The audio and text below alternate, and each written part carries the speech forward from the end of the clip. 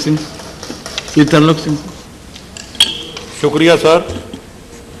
Sir हम सब budget पे बहस कर रहे हैं, बड़े बड़े अच्छे रिजर्व बैंक गवर्नर भी बोले, इकोनॉमिस्ट बोले, किसी ने कुछ कहा, किसी ने कहा जी डेफिसिट फाइनेंसिंग बढ़ गया, कम्युनिस्ट पार्टी के लीडरों ने कुछ और राय दी। मैं बड़ा हैरान हूं, जो बीमारी की जड़ है इस देश में वो है पॉपुलेशन। जो पॉपुलेशन ग्रोथ हो रहा है इस देश का, वो जितनी स्कीमें बना लो, अभी सेंसस आने वाला 1 साल रह गया, सारी स्कीमें धरी की धरी रह जाएंगी जब ये पता चलेगा कि मुल्क में हमने जो कहते हैं कि ये बेरोजगारी, हमारा ये भत्ता, जब वो लेने वाले कई करोड़ बढ़ जाएंगे तो स्कीमें कहां जाएंगी। रूलिंग पार्टी में आज तक I have not seen a single person who could dare to say कि पॉपुलेशन की प्रॉब्लम को हमने टैकल करना है। इस बात से डरते क्यों आप? चाइना ने क्या किया, कितने लॉज बनाए, आज चाइना क्यों आगे जा रहा है? Because of population control. और India is failing on every front because of the population explosion. और आप 5 साल के लिए लीडर हो, इतनी वोटें ले आए, अब क्यों डरते हो? किस वोट बैंक से डर रहे हो ये कहने के लिए कि पॉपुलेशन पे कुछ करें? मैं हैरान हूं कि सारे हम बैठे बड़े बड़े लोग, बड़े बड़े leader, this is not a political issue, this is issue for India. All party should have a joint conference और पॉपुलेशन के लिए क्या किया जाए। सर दूसरी बात वो है फार्मर्स की। यहां बहुत कुछ कहा गया कि 71,000 करोड़ रुपया लोन वेवर दिया। ये सबको पता है कि पंजाब हरियाणा 80% इंडिया की फूड देता है। मेरे दोस्त नरेश गुजराल बैठे हैं, ये हर रोज पंजाब के बारे बोलते हैं। मैं ये कह के आप हैरान होंगे कि आउट ऑफ 71,000 हरियाणा और पंजाब का share is less than 3%। Punjab में सिर्फ 1,000 करोड़ रुपया मिला है आउट ऑफ 71,000। जो आपको 80% फूड देता है उसको आपने क्या दिया है? इसलिए नहीं दिया क्योंकि वो लोन वापस करते हैं। जो लोन वापस करे उसको कुछ नहीं, जो ना दे उसके लिए स्कीमें। आप वेस्टफुल एक्सपेंडिचर की तरफ से ध्यान हटाओ। और जैसे ये नई नई स्कीमें रोज कि जब जैसे गांव में एम्प्लॉयमेंट स्कीम, सारी स्कीम वेस्ट जा रही है। किस गांव में आज तक क्या बना है? एक एक गांव में आप कह रहे हैं कोई नाली बना रहा है, कोई कहते हैं जी गड्ढे खोद रहा है, उससे देश को क्या फायदा है? कैसी कंस्ट्रक्टिव स्कीम हो जिससे देश का बेनिफिट हो। तो इसलिए फार्मर के लिए ध्यान दो।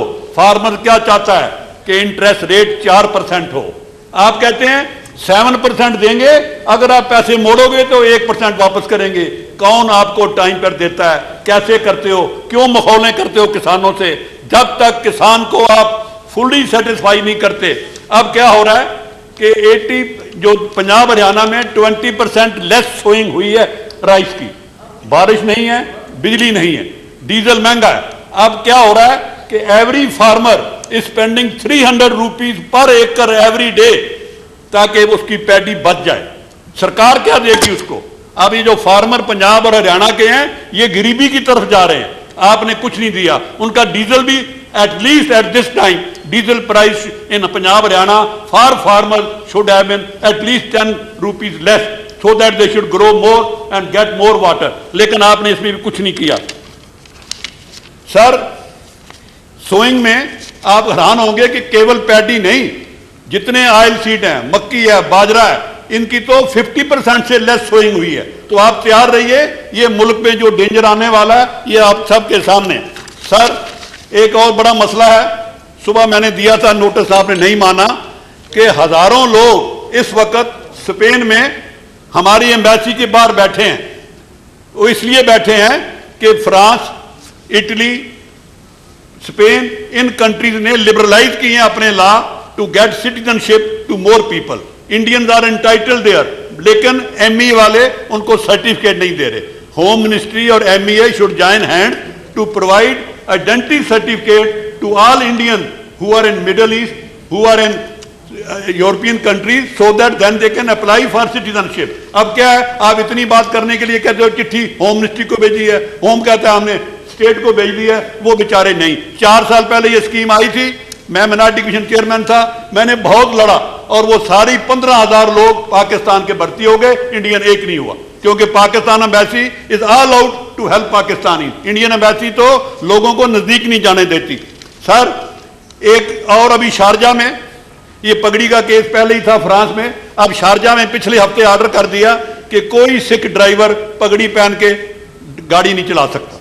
तो बसों पे जितने सिख हैं वो नौकरी से हट गए कि पगड़ी की पाबंदी लग गई। तो मैं ये भी आपसे पूछता हूं कि एटलीस्ट मिडिल ईस्ट के लिए तो हमारे जो मिनिस्टर बने हैं NRI के, वो रोज जाते हैं, ये इश्यू हमारा हल कराएं। सर, टूरिज्म के लिए सारी दुनिया कहती है कि टूरिज्म बढ़ रहा है बिकॉज ऑफ रिलीजियस डेस्टिनेशन। अब सबसे बड़े अमृतसर और वैष्णो देवी जम्मू है। मेरी सरकार से बेनती है कि एक जॉइंट प्रोजेक्ट बनाइए वैष्णो देवी और अमृतसर, ताकि जितने विदेशों से लोग आए वो अमृतसर लैंड करें और दोनों जगह जाए। और अमृतसर एयरपोर्ट जो है इसको आप ठीक तरह करिए।